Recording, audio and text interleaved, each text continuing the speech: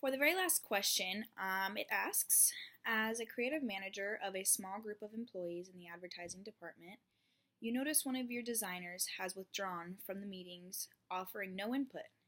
This employee's alienation concerns you. What would you do to socialize this employee and engage them into their job? When there tends to be a sense of competition in a group, it affects a lot of employees, as well as big group settings in general. When someone feels they can't get a word in, can't share their ideas based upon their coworkers exceeding more than they almost start to feel alienated. It is said that those who work in creative professions are actually the happiest and most content workers. But that doesn't mean what is important in work is to be able to accept challenges and voice your opinion. Employees need satisfactions. They need to be able to achieve their goals, meaning they need a sense of belonging. If people are constantly giving their input, constantly giving up new ideas to make the job setting a better welfare, there's always going to be someone that doesn't feel that they are succeeding as much as they could, or as better as they could, seeing that there is somebody higher or better than them, which is not always true. Also, what is important in work is to be able to accept challenges and voice your opinion.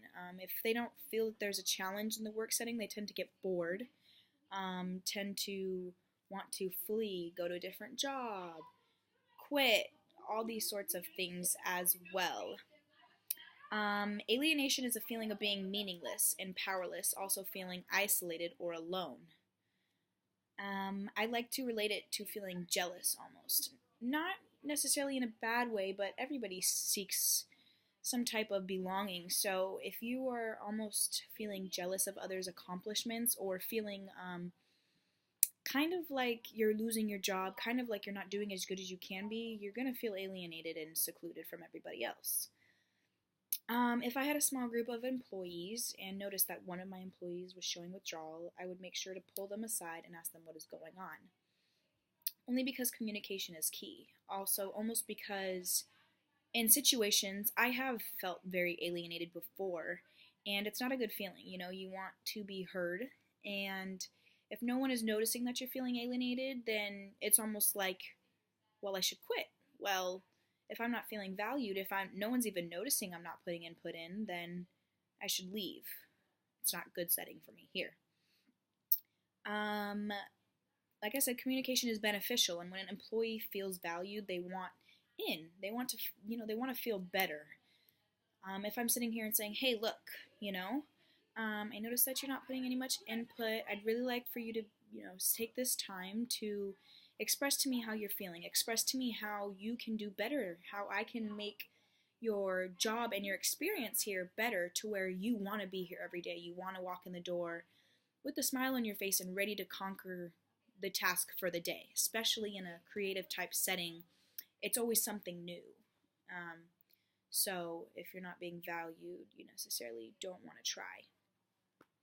Anytime I notice someone pulling back, I notice right away too. I'm that type of person. You have to, when you are that high up in a business and a corporation, you have to notice that someone is feeling out. Someone's not doing this, someone's not doing that, and you need to be able to also be accepting and help them get through it as well.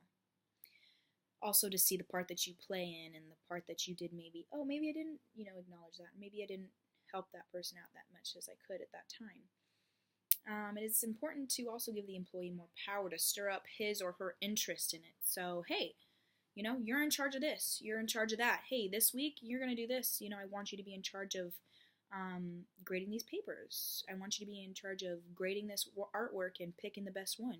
Switching it up with each employee is important. I also agree with Mark's view on alienation.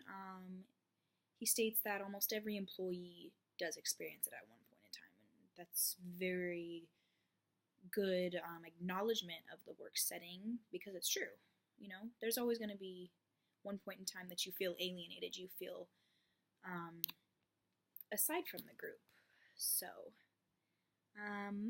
it is crucial for the workplace to create peaks of excitement and good criticism so no one loses that sense of belonging, that sense of interest, because alienation is feeling meaningless, it's feeling powerless, it's feeling